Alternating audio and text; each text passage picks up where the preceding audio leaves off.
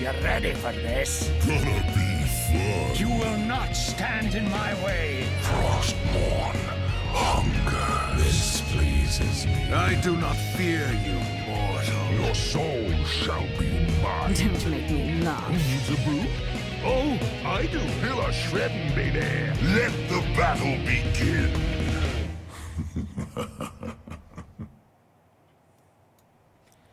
So hello and welcome to the 9th episode of the Nexus Trolls, a podcast all about Heroes of the Storm. So I'm your host, Linus Dazkilius, and I'm joined as always by Mystic, and Shiz is still having some work conflicts, so he's not here this week, but taking Shiz's place this week is Liquid, a familiar face on this podcast. He's a chair league caster and captain of the team Unstable. So welcome to the show, guys. Hello. Hi.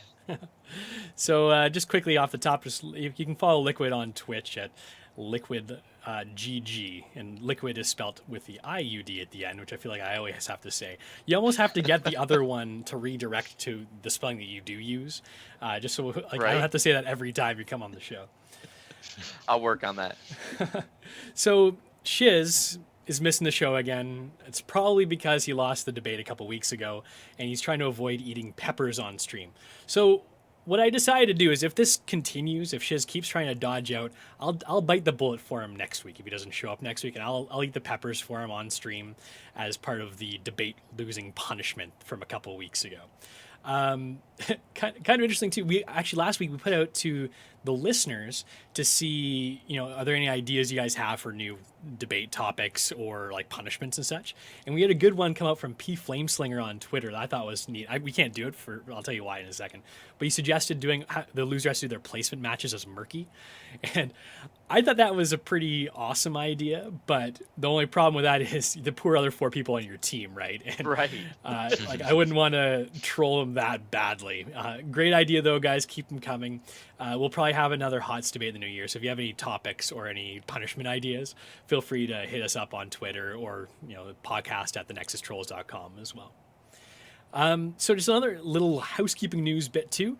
We've launched a Patreon page. We haven't publicized it too much yet. We just posted it up today. My son is sick at home with the flu, so I figured, hey, I might as well take advantage of this while he's sitting there on the couch sleeping, and I put up a Patreon page. So the show is always going to be free, but if you are looking for ways to support the show, we do have some stretch goals and such too, so we can add new content, and this is a great way to make it possible for us to add new content to the show. So if we reach our initial stretch goal, we're going to start doing after-show games, and patrons can join in the after-show games. But before that too, even if you just do become a patron for the time being, you get a link to our Discord channel, so you can come into that channel. Me, Mystic, and Liquid and Shiz are always lurking about there, so you can always chat with us and the other Nexus Trolls if you'd like. So check out our Patreon page. It's just patreon.com/thenexustrolls.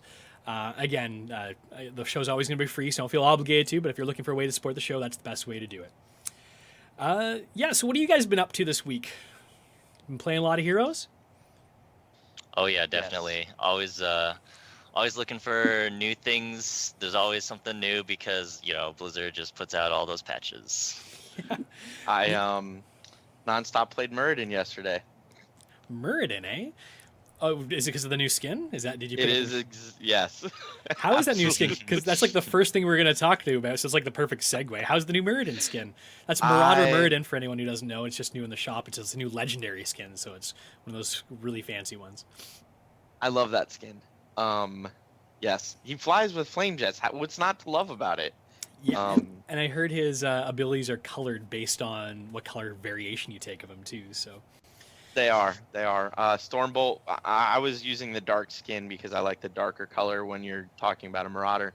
And Stormbolt was like a little flaming ball of, like magma almost. It's really cool. I'm really happy with the purchase. Probably my favorite skin actually to date. Okay, we're going to have to play a game later because I need to see that skin. Because I haven't actually seen it live in action yet. Just in the splash screen. When I saw it come up the other day, I was like, oh, nice. That's an awesome looking skin. Cool. It's a nice little change from seeing Ragnaros pop up on the screen and remind me that I need to run out of the way of those lava waves. Yeah, so Muradin Marauder, it's a legendary skin. It's a little bit more pricey than your standard skin. I believe it's $15-ish, if I'm not mistaken. So you can purchase that in the shop now, and it's definitely something to check out. But we've got some really interesting news just from a few hours ago too. Blizzard put out a little Facebook Live teaser where they live streamed in a very annoying drip feed fashion. You know, click on like your emotes to like vote for which talents we're gonna show next, and over the period of like 2 hours, they slowly revealed the different talents or the kit for their newest hero, which is Zul'jin. We've got another Nexus troll, guys. We started the show being like, "There's no trolls in the Nexus," but hey, now there are. Now there's officially like the three of us, and Zul'jin is coming as well. January 2017, nice and early, probably the first week in the new year, I'd imagine. So I'm looking forward to seeing him in there. But he's got a very interesting kit, that's for sure. So I know Mystic and Liquid have some, we were talking off camera before we started this, some pretty strong opinions on what his kit's like and how he's going to be performing. So let's go over his kit quickly, just so we can orient everyone who didn't get to catch the news earlier today. So Zul'jin, again, he's a troll. If you didn't catch it, he's a troll from Warcraft 2. He does make an appearance in World of Warcraft, but it's based on his Warcraft 2 kind of model. And he's an axe thrower, berserker. So his trait is berserker. Zul'jin gains 1% attack speed per 1% of missing health. And it's an activatable trait as well. Zul'jin can activate berserker to increase the damage of his basic attacks by 25%. But this is the kicker, though, at the cost of 2% of his maximum health per attack.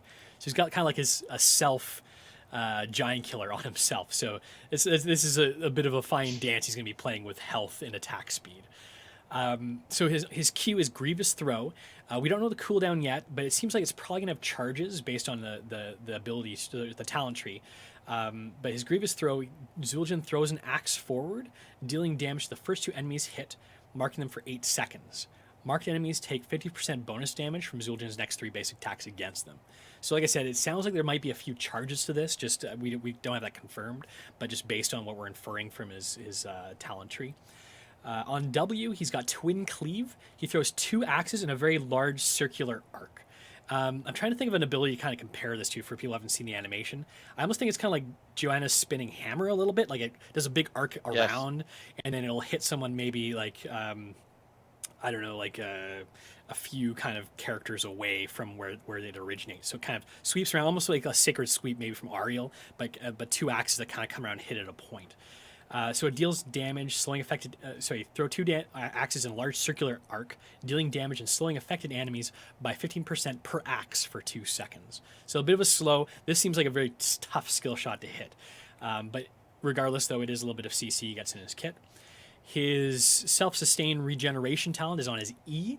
This is where Zul'jin channels to regenerate 25% of his maximum health over 4 seconds. It's a pretty big heal he can do himself. However, moving or taking damage while channeling will interrupt the effect, so he has to be stationary and not taking damage. A big caveat there. His 2 ultimates, Tazdingo, is his first. Zul'jin is unkillable for the next 4 seconds and cannot be reduced to less than 1 health. Tazdingo. So that's obviously an interesting ability because it gives him somewhat of like a divine shield. He's not unstoppable, invulnerable. He just can't take damage below one health. But once that ends, he can die very easily because anything that hits him will obviously kill him at that point. His other ultimate is Guillotine, and he throws a massive guillotine in the sky that crashes down on the enemies in the targeted area. The lower Zul'jin's health, the more damage it deals. And we don't have damage numbers on that, so we don't know how strong this is. It does seem kind of like Chromie's... What is it, Sandblast, one that falls from the sky? Dragon's Breath. No, Dragon's Breath. Yeah, it looks kind of like that. Like he throws a that, guillotine way up in the air and it comes slamming down. I'm assuming it's probably a little bit quicker cast time than Chromie's, but that's more or less what it looks like there. So probably a big burst kind of area of effect damage that you get from that. Okay, so let's talk about his kit a little bit, because this is interesting. He's got this kind of situation where you want to be at low health to get the attack speed boost, but you also don't want to die as well, and he doesn't have any escapes. He's got a lot of self-sustain, potentially, but not in teamfight situations with his regeneration. That you got to be in a nice, safe spot for that. So maybe let's start with Mystic. What are your thoughts on his kit? Do you like what they're looking to make Zul'jin like here, or what do you think? While I sip my eggnog. I feel like he is going to be either really powerful or a bit undertuned, But as far as his kit goes, it's kind of like a balancing act, really. So you want to have as low health as possible to push out as much damage as possible, but you also want to have just enough health to really, just survive anything that comes at you, which is kind of hard. The thing that offsets this is his Tazdingo ultimate, which, just makes it so he's unkillable for 4 seconds. Not unCCable, but... So, yeah, I feel like that is probably going to be the ultimate that he's going to go. And the guillotine is probably going to be the Winmore ultimate, but it's to be decided, I think. And A lot of I'd this rather is so see. yeah, a lot of this is so tough because we don't know any of the damage numbers or cooldowns or anything on any of these. So a lot of this is just speculation on our part. Anyways, yeah, keep going, Mystic. So what do you think? Oh, I was just gonna. The other thing I was gonna say was, I think he's gonna be a pretty high skill cap hero because he's gonna be ranged, and so that means he's already kind of squishy, and then on top of that, he has the ability to reduce his health for more damage. So not only are you going to have to be really good with positioning, but you're also going to have to balance your health. And if Blizzard designs this correctly with like the numbers and whatnot, he's going to be really strong in the right hands. What do you think, Liquid? I agree with a lot of that. I guess the 3 things I would throw out there are, and first, skill cap is going to be huge for this guy. You're either going to be great or you're not going to be great at this. I think in Hero League, solo queue Hero League, I think you're going to see Guillotine over Tazdingo. I think Tazdingo is going to require way more coordination simply because when you go deep and you pop that and you're down at 1 HP, you need the rest of your team ready to support you or you're going to die, right? So at that point, it becomes I have 4 seconds to wipe the team or I'm dead. So I think for that, you're going to need to see more coordinated teams to run Tazdingo. The other thing is I think regeneration is ultimately really weak. 25% of his maximum health seems like a lot over 4 seconds, but when you add in you can't move and you can't take damage while you're trying to regen that health, you're going to hide in a bush for 4 seconds to try and get 25% back? I feel like that's just really undertuned. And he's going to have, it looks like, horrible lane clear, I'm assuming, too, given his talents. And it's too bad because a regeneration talent like that would make it so that he could be a bit of a lane bully if he had a bit more lane clear, right? But that's one thing that's a little too bad. Like, it seems like he's very specialized in his, like, single target damage is what he's going to be, like, the best at. And we were talking off stream, too, that in order for this character to be really balanced, because he doesn't have an escape, like a Greymane or even like a Vala, like Vault or anything like that. Once he's in close, we don't know what his ranges are like and everything too. In order for him to be a balanced hero, he's gonna have to be weaker than your standard auto attacking heroes like a Raynor or a Vala when he's at high health, but much stronger than them at lower health for him to be a suitable replacement in any sort of game. So he's going to have to be really strong with those low health numbers. So you're going to want to keep him around there, which is obviously really dangerous. I'm assuming he's probably going to be a little squishy since he's an assassin. So one thing that's going to be really important here, and maybe where he can potentially get into the meta and become a strong hero, is, well, I guess, what his damage numbers are like, but also who you pair him with, too, can be very important. Right. And the healers, I think, are crucial here, too, because you need a healer that's not going to heal him too much, but enough that he kind of can sustain being in the danger areas and get out okay when he needs to, I guess. So who do we think will pair well with Zul'jin once he comes out too? I guess there's a couple we were talking about beforehand. What do you think, Mystic? You were a healer main for your team for a while there. So what do you think is going to be pairing best with Zul'jin?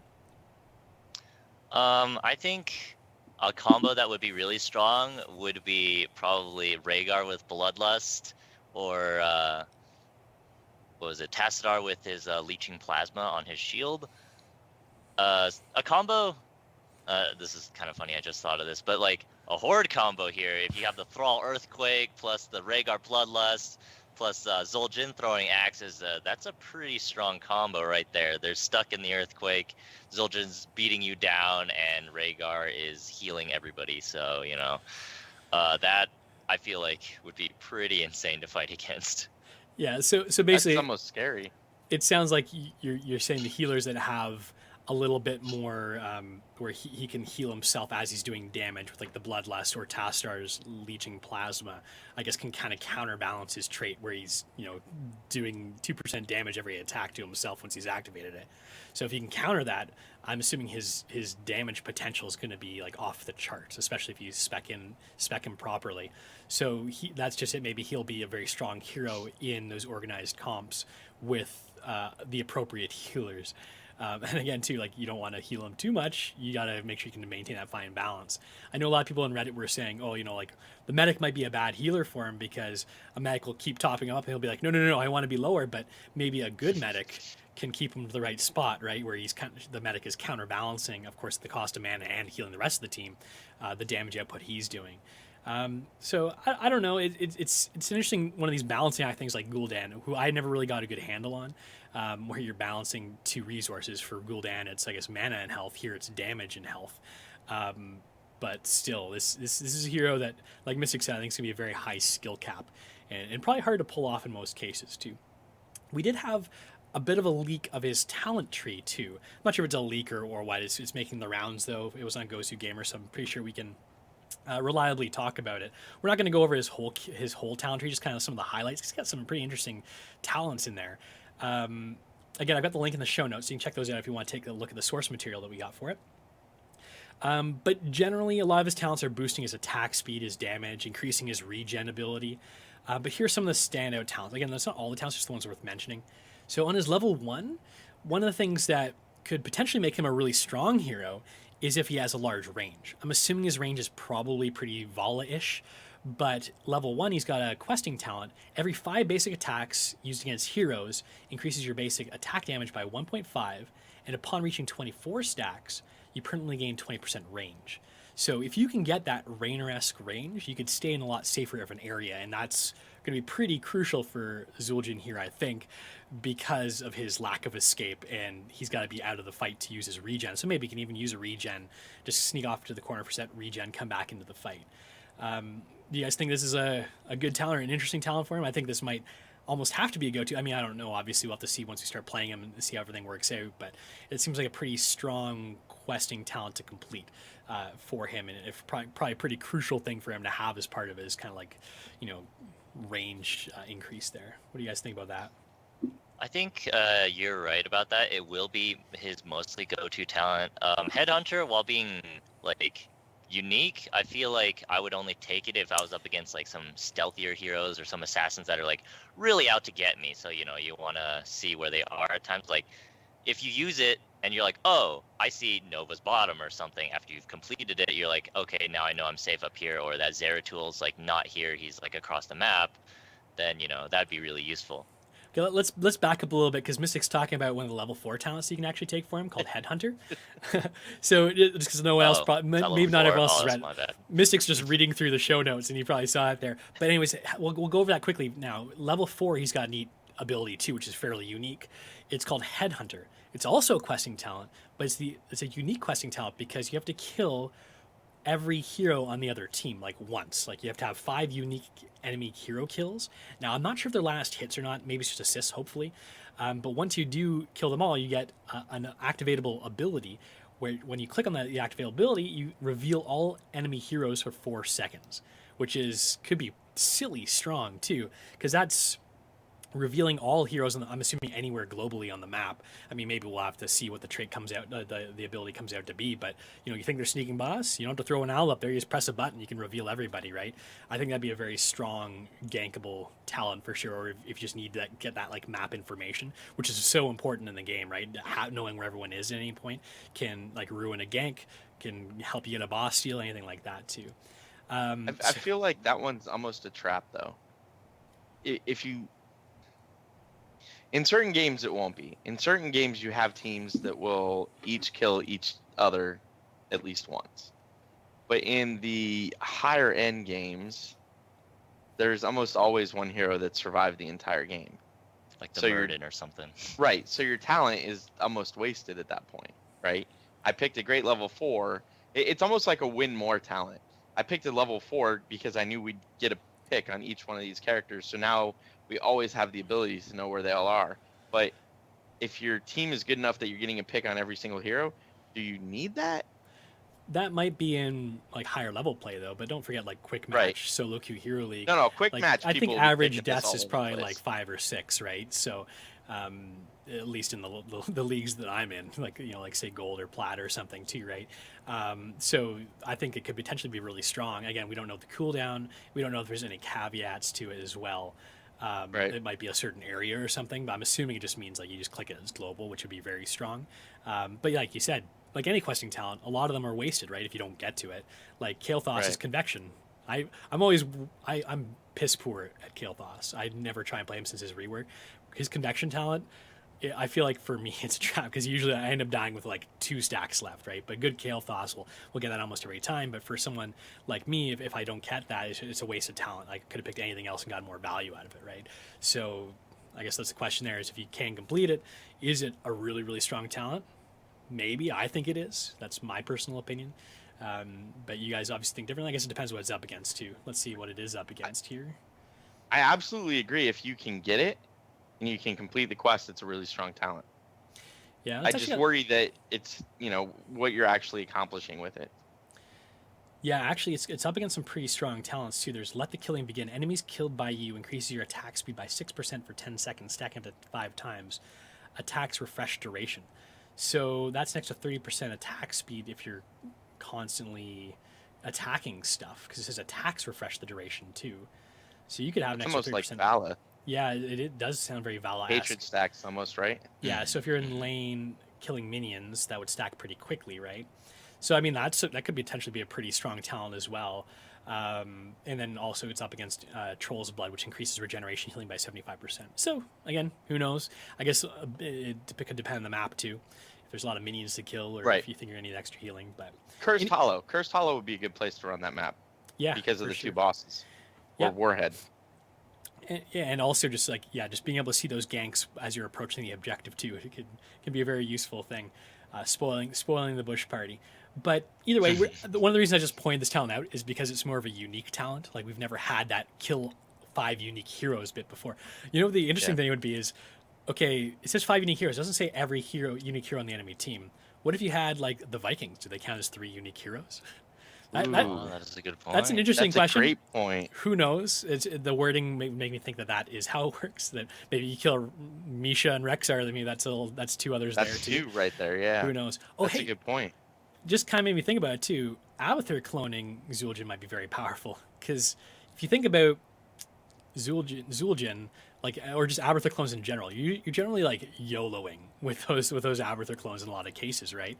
And who better to YOLO with than a hero that does shines in that situation? In this case, you wouldn't have to worry about dying too, right? I guess you don't get the ultimate or anything too, so you could pretty much get your health down to 0 pretty quickly. But you might be a pretty powerful Abathur clone there as well. And if you can target the same target with your Zul'jin clone as well as the original Zul'jin, that could be potentially a lot of single target damage. And like we were saying before, like off stream too, Zul'jin seems to be that kind of hero. Like you get into the fight, you start activating yourself, especially after your ultimate. You better make sure everyone is dead by the time that 4 seconds is up, because that's your escape. You got to kill them. That's the only way you can survive getting in the fray of things. I guess thankfully he's not a melee assassin, so he has that going for him. But still, going down to 1 health is so scary because incidental damage can happen in so many places. Could you imagine if he was melee? That would you would never survive. No. You literally have 4 seconds to wipe the other team or you're dead. Yeah. Maybe that's why they went with Zul'jin instead of Vol'jin, because I guess Vol'jin would probably be more up close and personal. From what I remember of his kit, he's more of like a shadow hunter-y assassin with daggers and I guess spears. Right. I'm not I don't play a lot of WoW, but from what I've heard, he'd be a bit more melee-ish. So this gives them the ability to work with this kind of kit from range. There's gonna be a really sad Zul'jin player where he's killed everybody and then his ult ends, his Tazdingo ult ends, and then he realizes that he got tagged by Lunara or something, and that little bit of poison just kills him right at the I end. didn't think about that So too. sad. That's a poison table damage. flipper right there. Yeah, That could he's be- gonna be like, I killed everybody. Wait, oh, I'm dead. That could be a pretty heavy counter. Lunara, Gul'dan, same Yeah. situation. or Nazebo even too. Anyone with poison Yep. damage, he's instant dead if he's got any poison ticks on him, I guess, as soon as it comes off his ultimate. So, but again, like there's ways to get around it, including, I guess we can jump ahead to one of his level 20 talents too, where his buff to his ultimate, Amani Resilience, he restores health equal to 50% of the damage dealt while using Taz Dingo, which I'm assuming is going to be a buttload of damage too.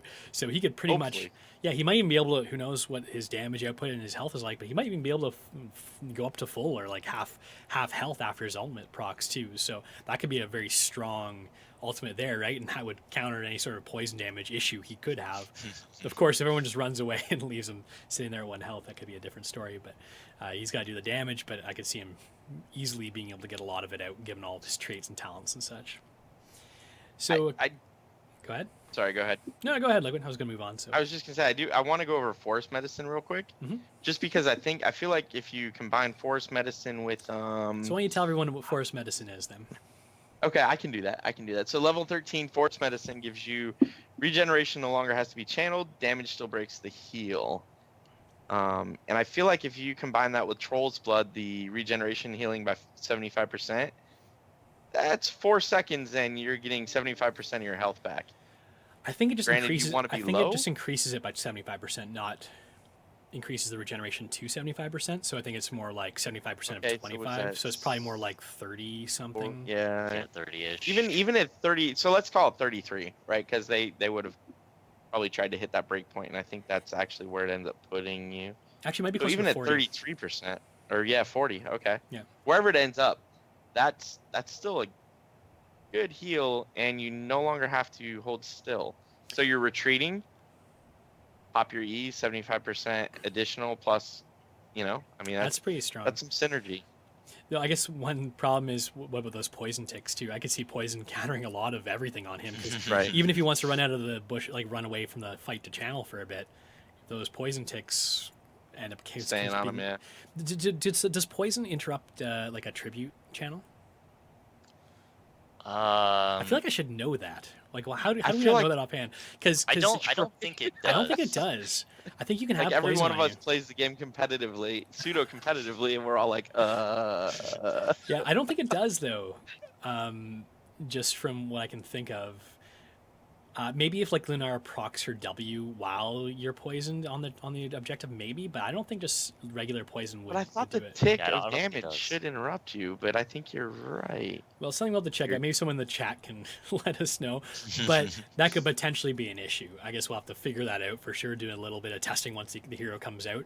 But either way, it sounds like the poison will be a counter to him, regardless of or not of whether it does interrupt that channel. So yeah, that's interesting. Like you could pour a lot into regeneration. Like Liquid said, with taking that forest medicine, you can start walking now. You still get interrupted if you take damage, but you can still be mobile. Because there's nothing worse than being like a pure channeled ability is such a drawback because you can't do anything else. Like even with when you can walk around, you can start doing damage to things, right? You can attack stuff, you can throw out like your ultimate or whatever. Like you can start doing stuff. Like it's one of the reasons I remember when mind control came out, we're like, oh geez, mind control's gonna be so OP. But then you realize, okay, well Sylvanas isn't doing anything, right? So she can either be interrupted or she can be blown up while the mind control is going on. So it's not nearly as powerful as we initially thought. So that's why I'm concerned about this regeneration talent. But yeah, I think Forest Medicine might be a strong pick at 13 for sure. The other pick at 13 though that we wanted to quickly mention was Voodoo Shuffle. So it's an activatable talent. So it's a new talent. So I guess it almost sounds like it can be a little bit of piano key Uther if you spec him properly. A lot of like little activatable talents. But anyways, this one you can activate it to remove all slows and roots. So it gets a little mini self cleanse. That's pretty cool. I guess you can't remove stuns or polymorphs, but slows and roots are pretty good, especially when you're facing Malfurion like we do pretty much every game these days. So that's kind of neat. I don't think any other heroes got something along those lines. So Right. okay, what else we got here? The final one we want to talk about too is level 20, another piano key ability. He's got Ensnare. Now this is where you throw a net forward, rooting the first enemy hit. So we were talking about this bit too. Like this could be very weak. This could be very strong, depending on like the root duration and how it works, how skill shotty it is. But generally speaking, getting an extra ability at 20 is usually pretty powerful. Like you can think like Zul's Bone Spear, for instance, too. Especially if you've got that extra root in your kit too could be very powerful, because I imagine Zul'jin would really benefit from having that hard CC. But again, we don't know what the length of the route is. Mystic thinks it should be really long. I think it's probably going to be a couple seconds at most, even though it is a level 20 talent, because Blizzard's not the kind to do much more than a few second route there. So I guess it's a route, not a stun, but still. Yeah, but anything more than 5 seconds in a route would be insane, right? Even 5. What's Mouth? Mouth is like a second and a half, I think. Yeah, but it's also like AoE though, right? So you can hit like everybody with the 1.5 second. But Zul is only 2 seconds, I think. Yeah, so I could see it being comparable to like a Bone Prison. Like it's pretty. I mean, who knows what the cooldown and everything is on it, but like having an additional like root on the team can be pretty powerful. It maybe it's probably, I'm imagining the closest parallel here might be like Thrall's Wolves, because it's probably gonna be a skill shot, and it just the first enemy hit. At least the Frost Wolves, whatever you call them, the Thrall throws out go through minions. This one sounds like the first enemy hit will get rooted, so that probably gets interrupted by Zagara spawns, as well as like Azmodan spawns, Zul's, skeletons, minions, like anything you could think of. Right. So it might be tough to hit that, but it's difficult to say again until we actually see what it's like when it comes out. So final thoughts on Zul'jin, guys? Is he worthy of the Nexus Troll name? Yes. Yeah. He'll be cap. sitting there at 1 hit point, killing the entire enemy team. I think he's going to release with a really low win rate. Maybe artificially so, because I think a lot of people aren't going to be able to play him properly right off the bat until people can figure out this kind of balance management of his health. Because getting into those danger situations, I think people are going to have problems getting out. And like we talked about, I think in organized competitions or organized teams, he'll thrive a lot more, because he does seem to be the kind of hero that will really shine when you've got proper healing or support backing him up, and he really will need that. Alright, so great to know we got another troll coming to the Nexus. We also had some other news too. A couple days ago, we were sitting here like, what are we going to talk about on the show? Because there's no news. It's around Christmas time. Like generally, not much news comes out, but we got a Zul'jin really a sneak peek, and we got a balance patch too. Got balance patch notes. This hit just yesterday. So a whole bunch of stuff got changed, mostly to tune down some of the reworked heroes that ended up being a little bit more OP than Blizzard probably liked.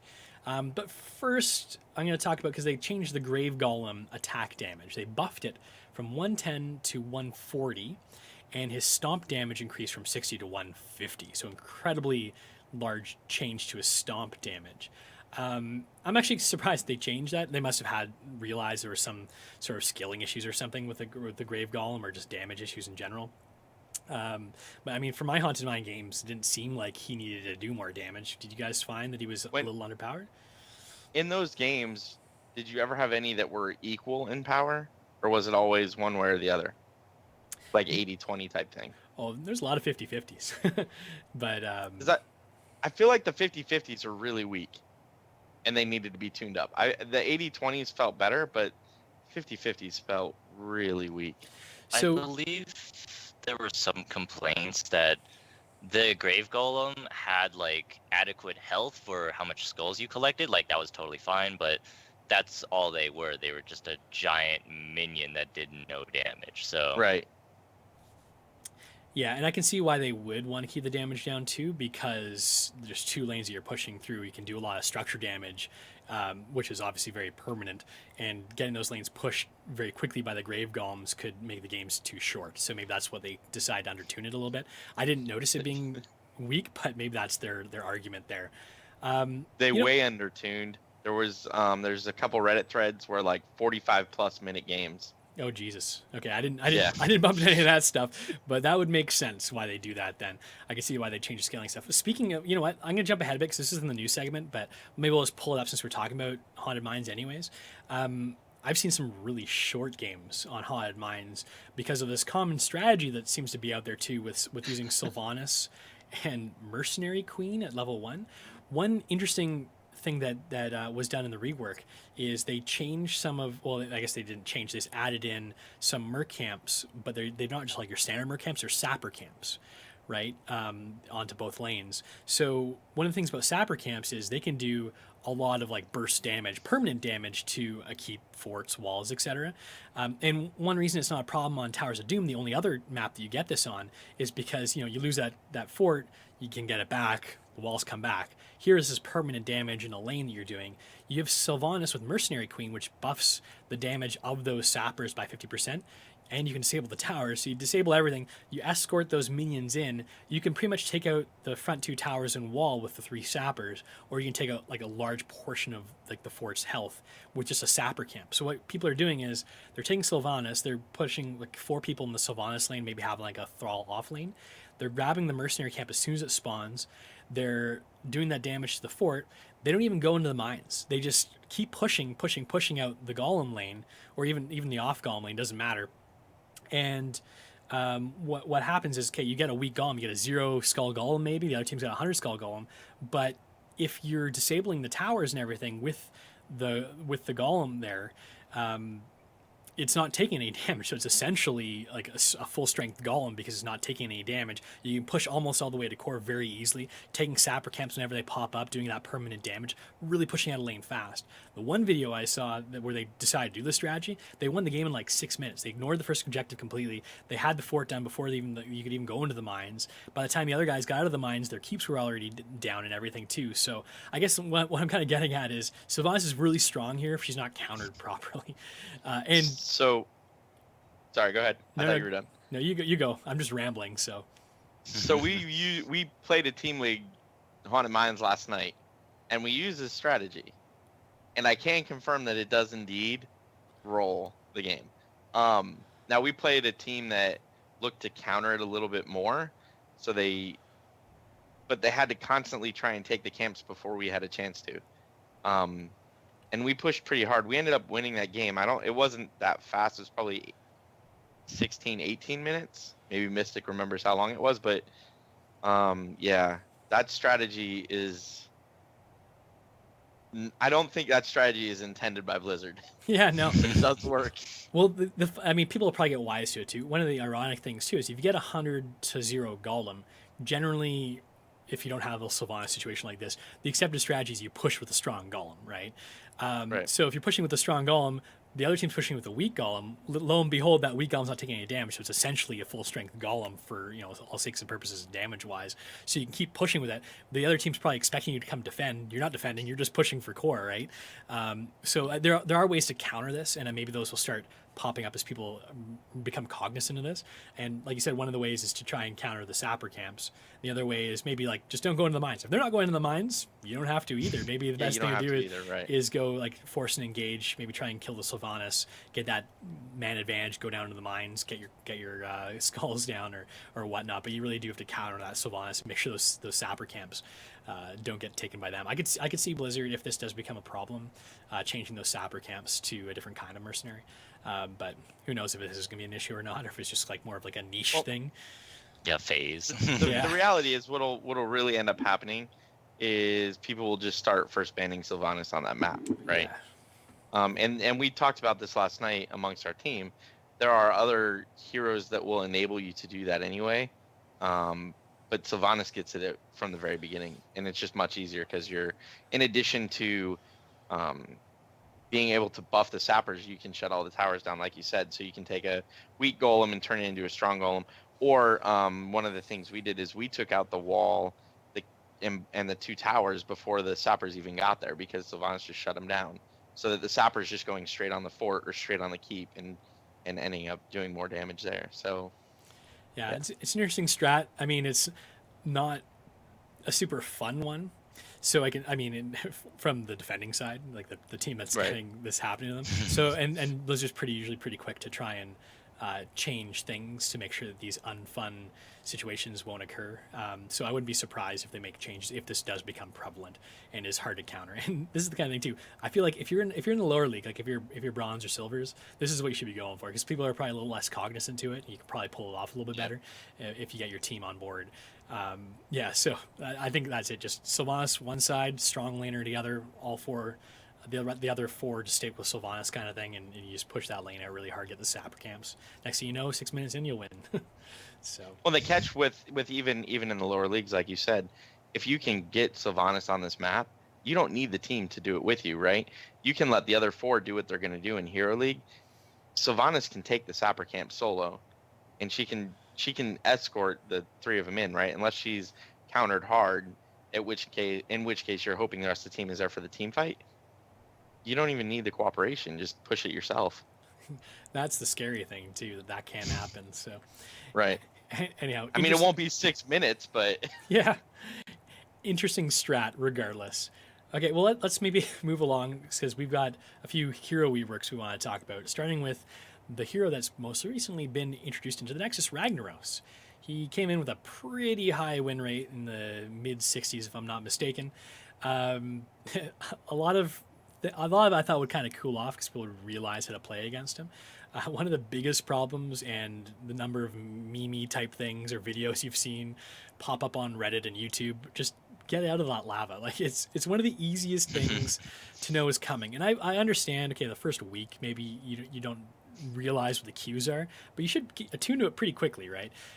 It's not like he's whispering, he like yells out this really audible cue. You might miss it in a team fight.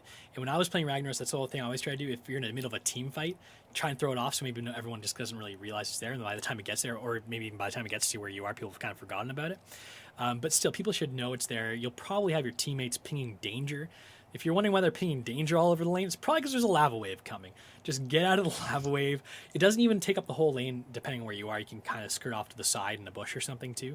But just the number of people I see walking through those lava waves and running away from them too, just taking like excess damage, blowing themselves up. Maybe that's one reason they increased the cooldown and reduced the damage of lava wave. I think that's kind of an unfortunate nerf they did to Ragnaros there, because I think that's just, players being dumb, right? And just needing to learn to be more cognizant of the massive lava wave barreling down the lane. Since you were a kid, you learned don't stand in the lava, right? Like you jump from couch cushion to couch cushion because you're avoiding the lava.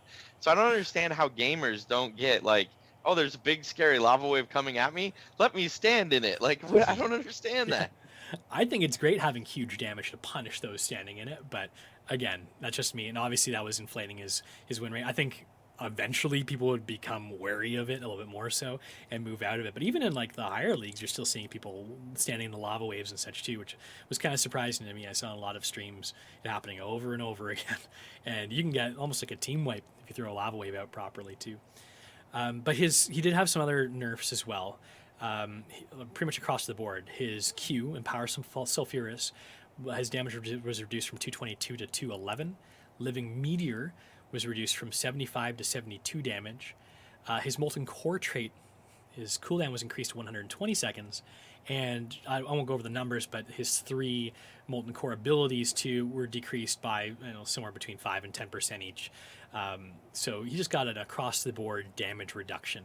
And then the same with the Lava Wave as well, and the cooldown increase in Lava Wave from 100 to 120 seconds. Mystic said he thought Blizzard hit these on the nose. I disagree a little bit. I think one of the things they should have done with Ragnaros is reduce his range on Molten Core.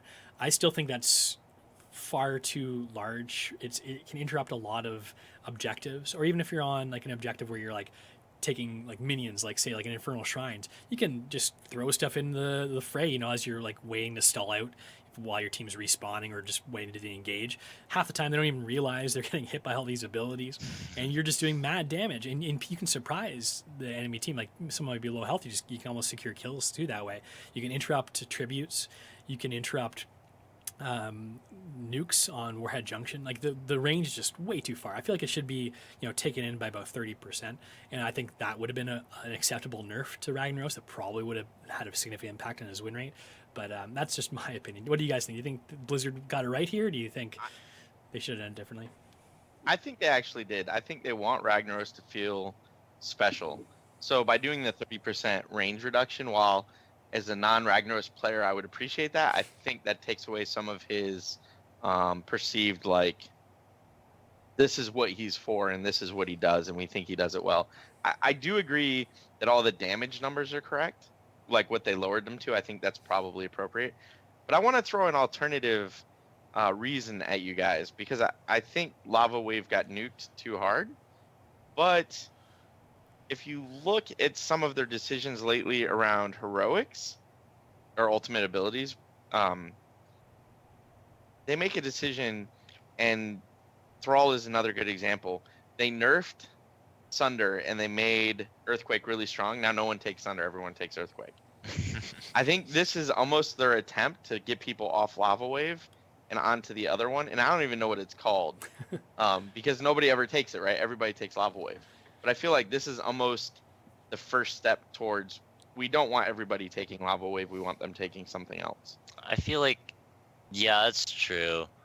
Although, from a design standpoint, I understand what they're doing here, and I feel like it is correct. But like as a Ragnaros player, like what Daz said, if they get hit by the lava wave, I feel like it should do a lot of damage to them if they're standing in it. They got all this warning, they got the thing from the minimap coming in. So I would have liked it if they increased the damage by a little bit, like not the base damage, but the damage that it does to heroes. It does 100% increased damage to heroes, so I might have liked to see it increase to 150% just to offset the little bit that they reduced there. So it does less to, let's just say, the Braxis wave, right? But it does more damage to heroes.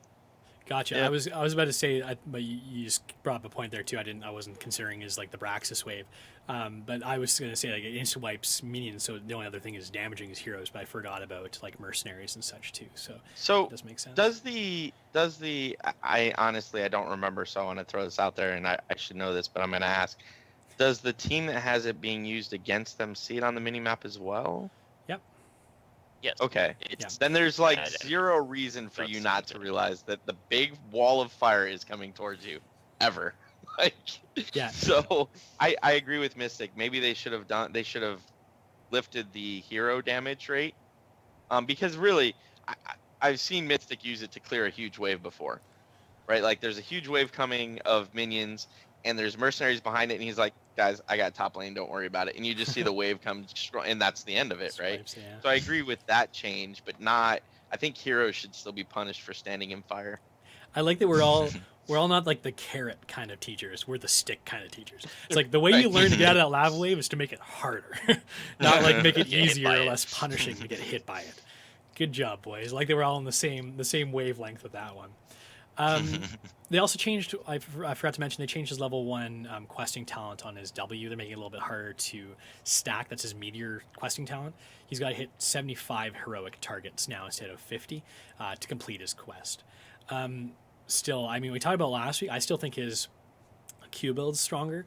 Maybe not as much, depending on, I guess, how these nerfs end up playing out. But I think one of Ragnaros's definite benefits is being in there more like a thrall, auto assassin, getting a lot of area damage, especially if they're heavy melee. The only time I think you should really take that more pokey type build is if there's not maybe a ton of melee, or maybe if you're in quick match and there's a lot of assassins, no tank, and you just need to stay back out of the fray a little bit and keep your distance. But we'll see how this goes. It looks like his win rate on hot slogs has come down quite a bit. Here, let's get what the number is. I think it was actually closer to 50% if you look at the current patch. Let's see, 52.3. So it's come down quite a bit since this nerf. So that's probably in a good spot for him. That's hard though, because it's only been a day, and the reality is, if you're looking at the data, just look at the number of games he's banned right now.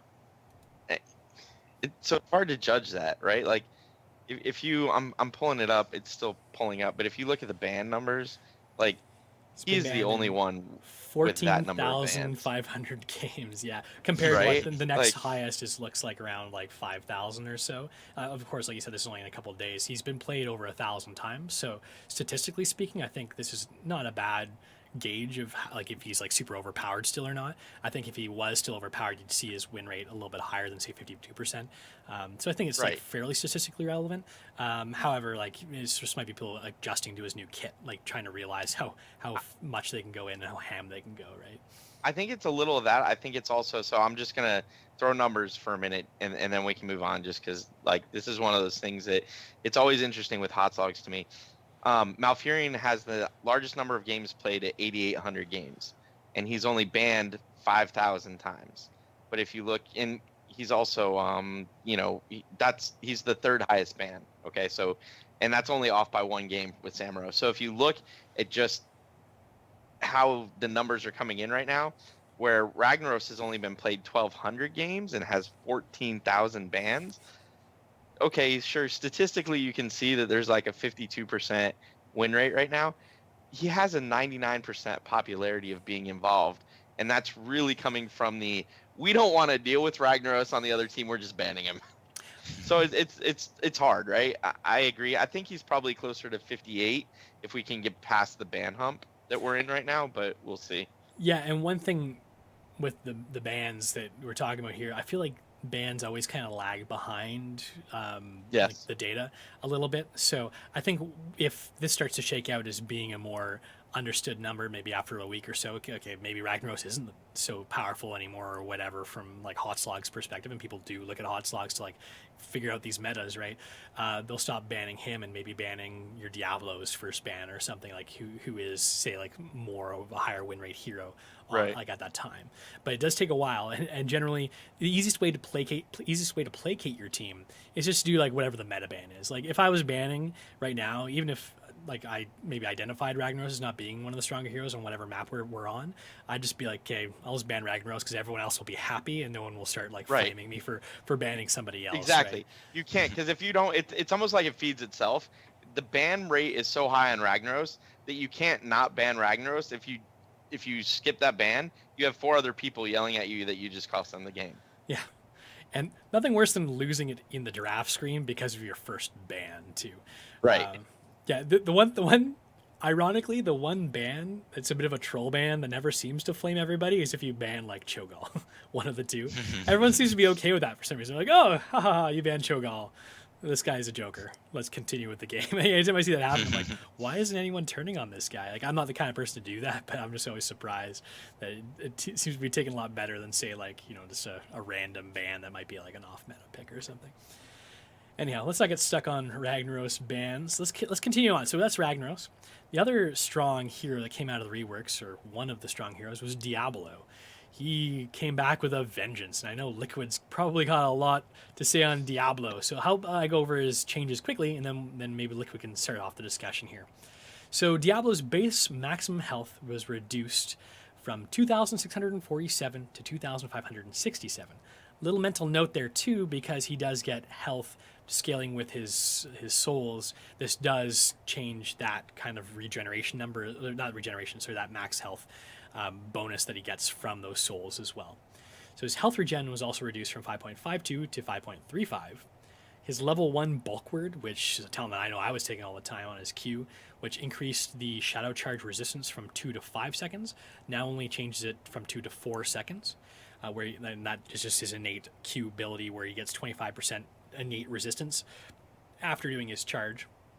Level 7, his soul shield passive, and this was a very strong ability too, ability damage reduction per soul has been reduced from 0.35 to 0.25% per soul. So when a Diablo was at 100 souls, he was getting 35% ability damage reduction, like just forever, like all the time.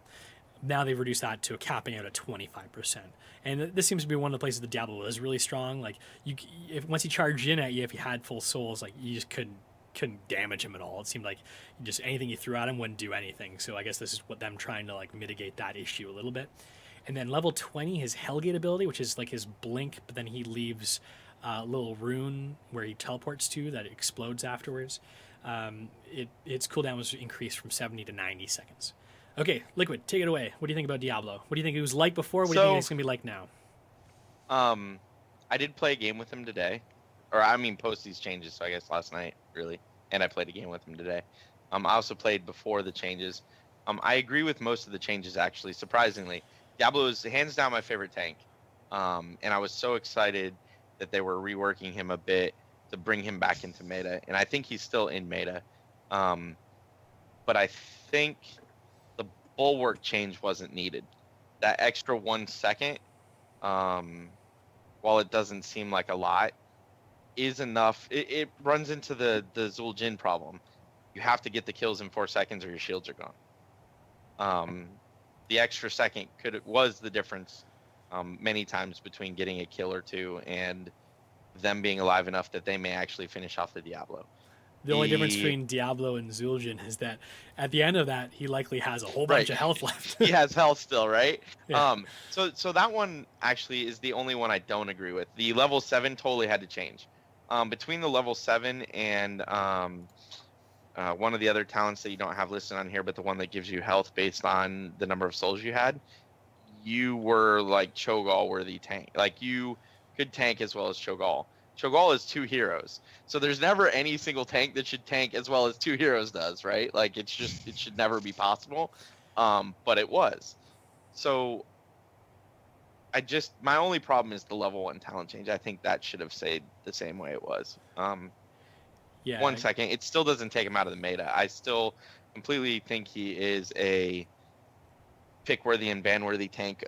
When we were playing Team League last night, we were first picking him almost every time. Yeah, thinking about it too, 35% plus 25%, you're talking 60%, well, at least ability damage reduction after he charges in. That's huge. If anyone pours any abilities in Diablo, those are wasted abilities. So he could basically charge in, feel free to do what he pleases for 4 to 5 seconds, and the great thing about him too is he's got so many displacement abilities as well, right? It's not super high damage anymore as much as he was before, I guess. He still can put out decent damage numbers though, but he could charge in to a hero who's really far away if you spec into it, throw him over your shoulder and push him back into your team and isolate that hero, or like just so much which gank is great potential. Yeah. Absolutely. So you gotta make sure that you can't have that as well as like insane survivability, or like without being the top tank in the game. Really, it's going from 60 to 50, right? You're still gonna have 50% in there. The extra 10%, I don't think is gonna kill you. That's why I'm actually okay with that change. It's the second that ends up throwing you off. Because if you think about how it works, right? You're in, you flip, you charge again, and now you have 2 seconds from that last charge. It gets weird. One of the other things I told our new support player last night was really until Diablo's at least 35-ish souls, he's not tanky. So the first bit of building your souls up, you really can't, you can't get that early gank with him unless it's a 2 or 3 on 1. You can't run into the, hey, let's all go mid and let's get a pick right away. You're just not sturdy enough to do that. Yeah. This of course, this doesn't change that, but it's one of those things. Diablo's a little bit less expendable than he used to be too when he's at max souls, because it does seriously hinder him if you take the popular talent tree options here. Yeah, late game, if you die with 100 souls, it's gonna be a struggle to get back to be tanky. Oh, for sure. And it's not easy to farm those souls up, especially later game, unless you're running through minion waves on Spider Queen or something too, or getting a lot of kills. Right. But he seems to be still doing pretty well. Like, even just looking at his numbers since last patch, he's more or less unaffected, actually. I mean, who knows if that will change over time, but he still seems to be pretty much the top tank to be picked.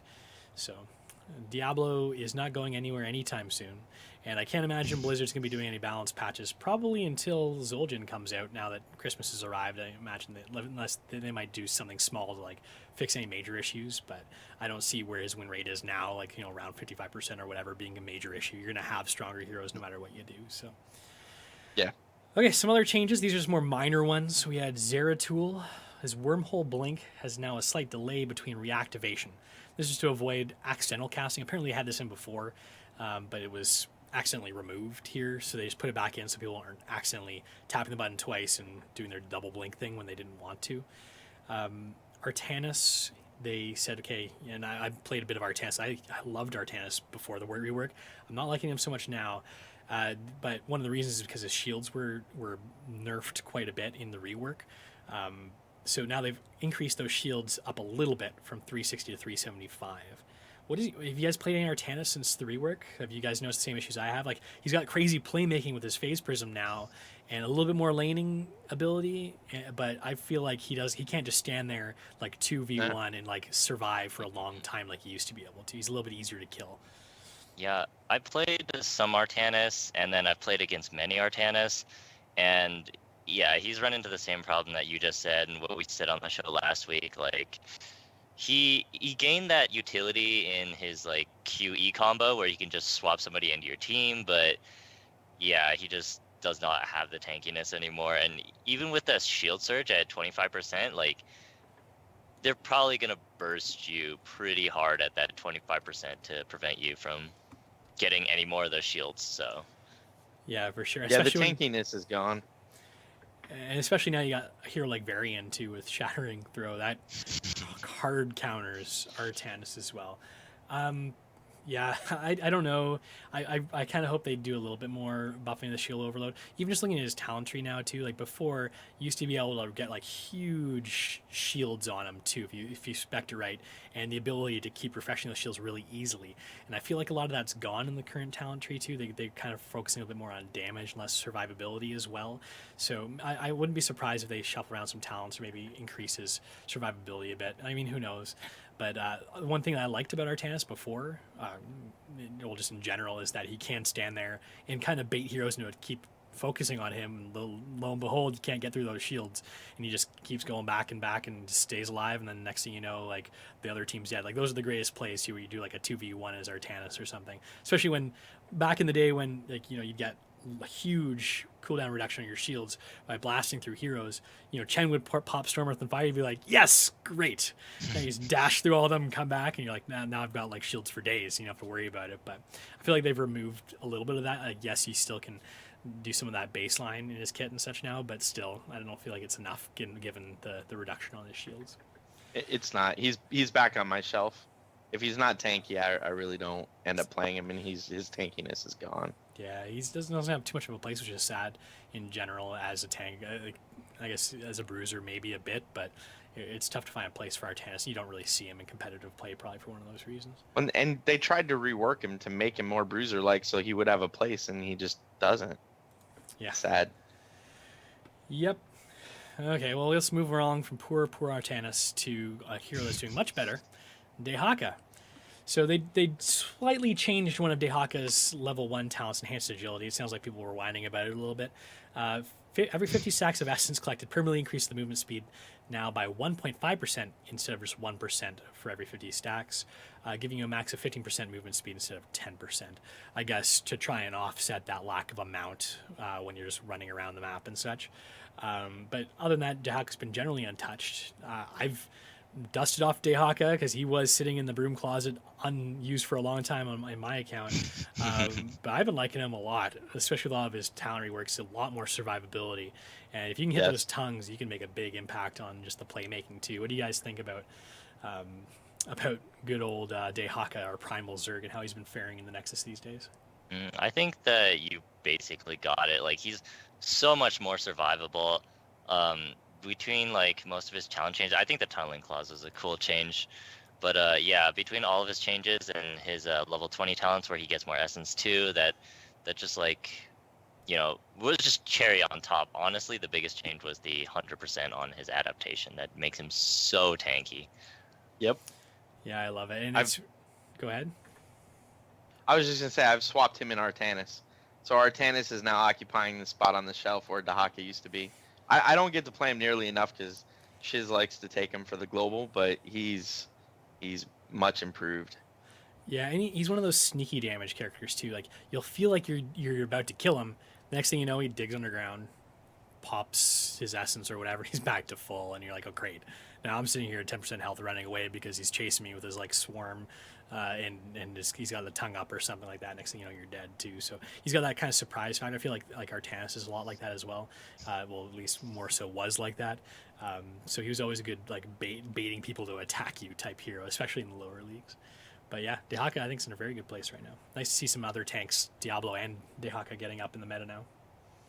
So something funny that I thought about while I was fighting Dehaka, like I was playing Tychus, right? And so I popped my D, I had in the Rith, and I was just blasting this Dehaka, and he had adaptation on, right? And so he just healed to full.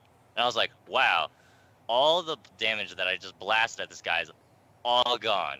So I didn't actually think about the psychological damage it might cause someone for them to burst you, and then suddenly he's full health, just a couple seconds later, you're like, I just used everything. Well, shoot. And Mystic is now seeing a therapist. Right? I used every skill I had, and I might as well not have even been here. Yeah, I did no damage.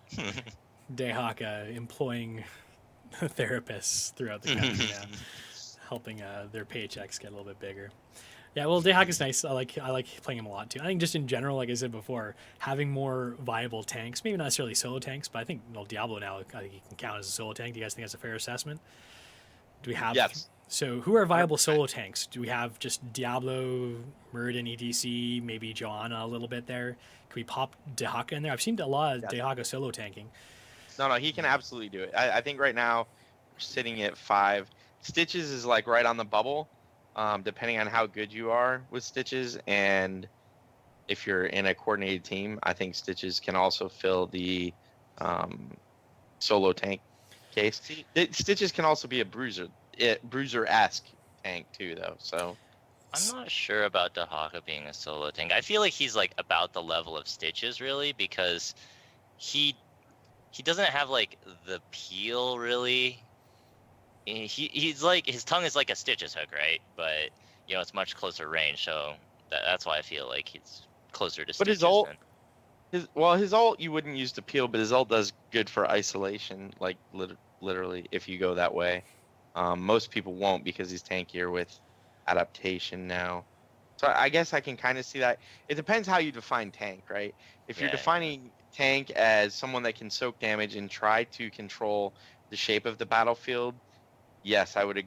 It's the shape of the battlefield where he ends up in the Stitches kind of place, just because the tongue is really all he has. Yeah, his swarm does damage, but in some fights, people are gonna, and this is where Dehaka shines. People ignore the swarm, and they're like, whatever, it's not gonna last forever, and let me get in there and let me do damage against who I need to. So, yeah, I can kind of see that. I think it comes down to what your comp is, ultimately, as to whether or not he is viable as a solo tank. The same way Stitches is, right? So I guess that's probably true.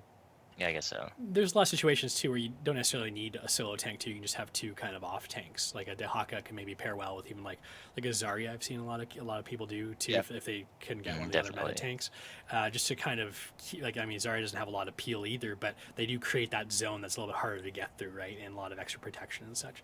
So either way, I think Blizzard's giving themselves a big pat on the back there for being like, hey, we've gotten hopefully rid of the ETC Muradin tank meta, and we've opened it up to more viable tanks, which is one of the things that was a big problem around BlizzCon, right? And it seems to be at least cured to a little bit, a certain extent. So we're seeing some more tanks, like variability, anyways, pop into Hero League games. So speaking of all this, like trend. Yeah, speaking of all this like variability here, so you know how they reworked like 3 tanks. Artanis, I don't know, kind of got the short end of the stick there. Diablo got much better, and then Dehaka also got much better. I'm actually excited to see like either more tank reworks, or if they choose another class to rework, like let's just say they change some of the assassins or some of the mages or some of the healers or something. I think that'd be pretty exciting to see.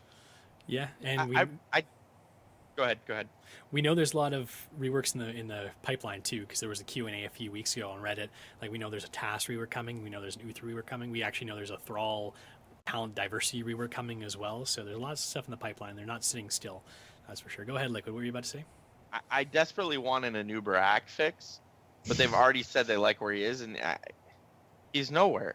Yeah, I was gonna say, where is he? Right? Like, he doesn't exist. He was one of my, I don't want to call him favorite tanks, but I really enjoyed playing him, especially Season 2 of Chair League, when I really started to embrace kind of some of the talents he could bring.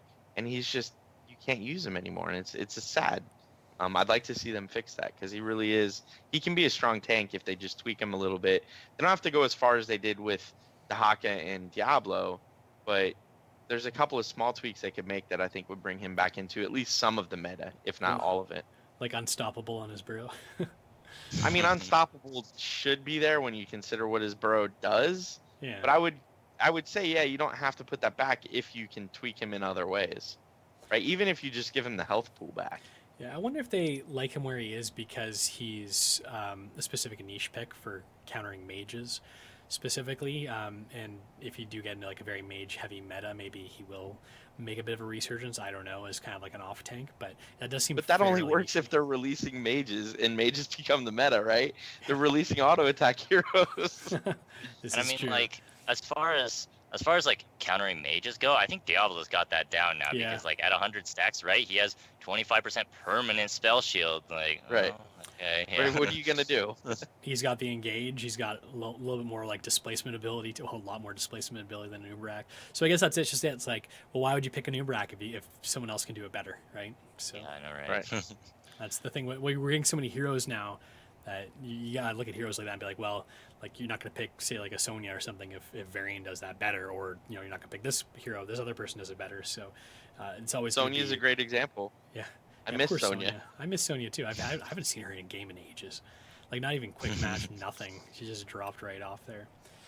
I'm seeing more Murky than I am seeing Sonya these days. Okay, so we got some more changes in the balance patch notes, and this is the last thing we're going to talk about in the balance patch. Well, actually, I'm not sure. Like this wasn't a documented balance patch change, but it did come out in the Battle.net forums officially by Blizzard. They said that they've alleviated the queue restrictions in Team League. Previously, you had to, if you were in Team League in a group of 2 or 3, you had to be either both like all of you in the group had to be placing, or if you're ranked, you had to be within one rank of each other. So if you were like platinum, you could queue up with a gold, but you couldn't compete with a silver, for instance. Well, they've just removed that.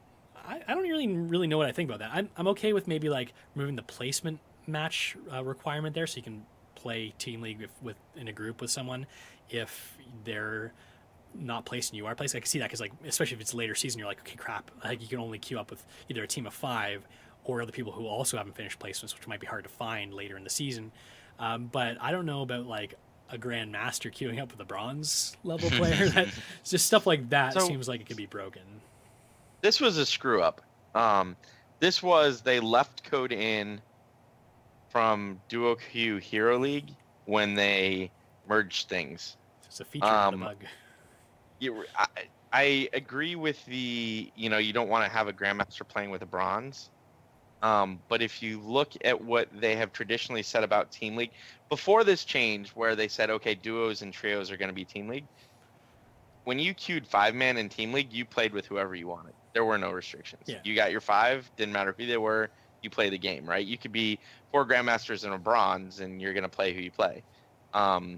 So I actually appreciate the sentiment that is basically it's Team League. You get what you get. Bring your buddies, go play Team League. We're not going to try and put restrictions in place on you. And I think what you'll see is Grandmasters plus Bronze is going to play havoc on the matchmaker. Yeah, I think where it really would be an issue, say, is let's say you've got that extreme case where you've got a Grandmaster playing with a bronze, right? If you're on the opposing team, maybe the matchmaker tries to like level out by making it all silvers, right? So maybe on one side you'll Right. have 4 bronzes and a Grandmaster versus 5 silvers. Would you call that a fair game? Probably not. Like, No. I imagine the Grandmaster is probably just going to stomp over all those silvers, for instance, right? So, like you said, it might cause havoc with the matchmacher, right? So it might just be a little Right. more tough to figure out what the games are. And I imagine, and maybe what the best thing to do is, and maybe this is what something they've already done, is if you are a Grandmaster queuing with the bronze, they're waiting for a Grandmaster with the bronze on the other side to match make you with. So maybe it just increases your queue time quite drastically because they're like, hey, well, we don't want to ruin everyone else's game with that huge MMR disparity there, right? Yeah. So maybe it'll work out then. Like you said, like it's a bit different situation because everyone's queuing with someone in Team League. It's not like you just have like one duo queue or whatever, and everyone else is solo queuing, which is a bit different of a situation. So they did say it's not necessarily a permanent change. They're just trying it out.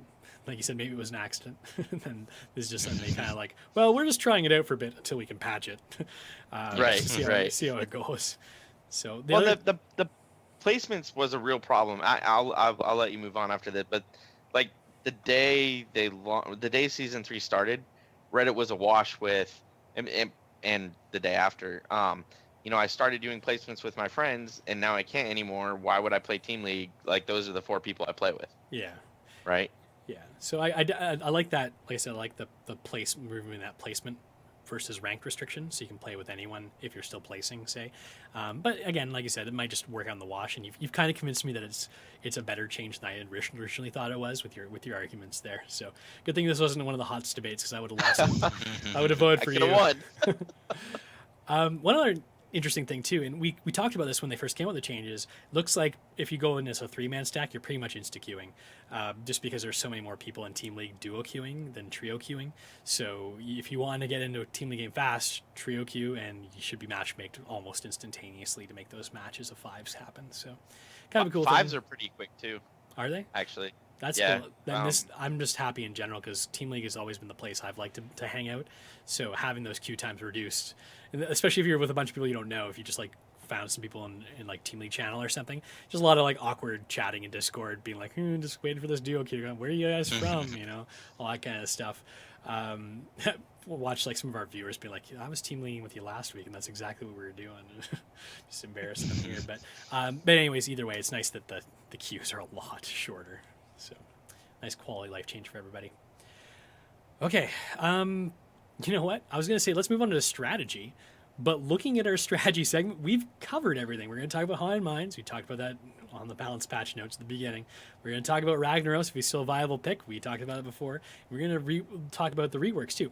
Oh, actually, there's one rework we didn't talk about too, because he didn't get tweaked this week in the balance patch, and that is our good old wolf orc Rhaegar. So do you guys think that Rhaegar is for reals? Because he's up there now, right, with Malfurion. Yeah, in terms of definitely. win rate. Does he have a specific place? Because his Bloodlust is doing significantly better than Ancestral, if you believe Hot Slogs. But Bloodlust only really works for the more the auto attacking teams, right? It is auto attack damage, right? Not just straight up damage that you get heals from, Right. with Bloodlust. So is Rhaegar just the pick for like an auto attack team? Is that the go-to healer? Is like where do you pick Rhaegar now? I think Rhaegar, yeah, he's really good in an auto attack team, but there's something I don't think many people realized, was that Bloodlust gave a lot of movement speed. So it gives you the power to position, to catch, and to do, all that stuff that, just dodge skill shots even then in fights too. So generally when you have that much speed, you sacrifice, Ancestral for, which is, some healing, but it gives you that speed that you could probably win that team fight with. Yeah, drop a totem Plus- too. It's like really amplifying that speed, relatively speaking, as well. Yeah. Plus, I think if you look, auto attack damage is on meta right now. So, you got your Vala's, Tychus, Raynor, Falstad. Those are heroes that are picked almost every game. So. One of the big knocks on Rhaegar has been like his group heal isn't as good at topping off a team as say like a Malfurion in general type thing. Like you can't top people off as quickly. Do you think like Rhaegar pairs well with maybe another off healer? Is Rhaegar more of like an off healer, or is he still like can you main heal with Rhaegar? Like what if you paired him with like a Tassadar or like even like a monk to off heal too? Is that a better situation? I don't know. I'm just kind of spitballing here. I haven't really thought about it too much, but what do you think about Rhaegar? Is he solo healer? Can he sustain in team fights in general, or is it like a one trick pony? Bloodlust, you got to make sure you make it count, and then if you don't, then you're kind of in trouble. I think that he can totally solo heal. Bloodlust just means your team has to play a bit more careful, because they get the movement speed, they get the life steal off of the auto attacks, but they don't get the Ancestral, right? So if someone's getting blown up, you can't Ancestral save them. But yeah, I feel like he can totally self heal, or I mean just like, by himself, especially the talent that I like to take at level 16. If your teammates are 50% lower, or at 50% HP or lower, then he actually gives them like kind of a mouth regen on all the targets that he hit with his chain heal. Yeah, I think Monk is a good example though, right? Because you can do DPS Monk, still get a little bit of off healing, and now you have another person that's going to benefit from Bloodlust. Yeah. In addition to, and here's some extra circle of healing, or I can't remember what his W's called now. Yeah, I want to say Breath of Heaven, but maybe that's. Yeah, I think that's it. I always get them mixed up. Sometimes it's like, is it a talent or is it the ability? Either way, it's his W. does Tassadar pair well with Rhaegar then too? Like you can, especially with the Bloodlust too, if everyone's got shields on them, they're getting a life steal, maybe life leech. You're already doing probably an auto attacky type team too. Is that maybe somebody you can pick alongside Rhaegar, or am I just smoking something crazy here? Which it might be. In my opinion, I think it might be a bit overkill at that point, unless you're running an Illidan, in which case it'd be fine, right? Because that's like the whole Illidan comp. But I feel like Bloodlust by itself is good enough for auto attacks, and you don't need a TAS. But I mean, that's my opinion. And what about damage numbers for him too? Like one of the problems, especially since they took away the self-ancestral and some of his damage from his reworks about a year ago, is he hasn't been able to put the same damage numbers out as he has, like historically speaking. But they did buff a lot of his like attack damage and like some of his lightning abilities too. Like, are we seeing him get more damage out there? I haven't played actually, Yes. ironically, with a ton of Rhaegar, so I just don't have the experience there with him over the past week or so. I'm just wondering what you guys have seen in terms of his damage numbers, because they have been pretty pitiful for the past like several months. Been getting better. When they reworked him, or they didn't rework him, when they buffed him, or the most recent change to him, the damage bump was noticeable. I actually would prefer Rhaegar over Malf in some cases. I love the Malf route, but if you can get a really aggressive Rhaegar, like if Mystic was playing support right now and it was Malf or Rhaegar, I would pick Rhaegar, 100%, because he'll go in for those kills on Rhaegar where some less aggressive players wouldn't. And the damage is there now, not like when he was hitting like a wet noodle a month ago. For sure. Yeah, my Rhaegar mount ability is not called mount; it's called go for the throat. So You've added your own talent in there. Yeah, it is a pretty awesome little lunge. I love when they gave that to him. That was a great little change they made to his Ghost School form. That extra lunge as part of his base. So anything else you guys want to talk about before we start the sign off here? Because we're running out of items to talk about. I think we did great for a slow news week. Yeah, I know, right? You're supposed to say Merry Christmas, everybody, right? Happy holidays. Okay, so we'll. I was gonna leave that for you. I guess it is kind of my job. Right? Okay, so we'll start the sign off here. So thanks, Liquid, first of all, for covering for Shiz. So Liquid, where can you be found online if anyone wanted to follow the stuff that you do, and what do you do? So primarily I team league with the boys from Unstable. When Chair League's down, Chair League is going to start again in the new year, and we will again be trying to march our way to victory there. I also cast a number of games for Chair League. Just recently I casted 3 of the Chair League Holiday Cheer Tournament games. That was last weekend. So you can find me on Twitch at Liquid Live. And yes, I do spell Liquid a little bit differently, LIQIUD. And then you can also find me on Twitter at LiquidGG. And I usually tweet whenever I'm going live, as well as following me on Twitch will obviously give you that live notification. For sure. So if once Cheer League starts up again, make sure you check out Liquid's cast. We always, like us, our tier 3 real pleb team, the Arthritic Abathurs that I'm a part of, we always try and request Liquid as our caster too. So if you were interested in watching us get raffle stomped, Liquid's the one who's calling those games in general. So you can check those out as well on Liquid's stream. But thanks everybody for listening to Nexus Trolls. It's a Heroes of the Storm podcast.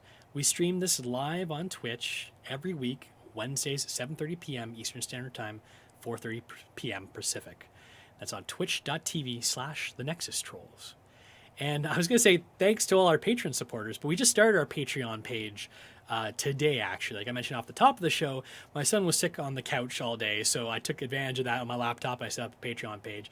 So our show is always going to be free. We're never going to make you pay for this content, but if you're looking for a way to support the show, head over to patreon.com/the Nexus Trolls.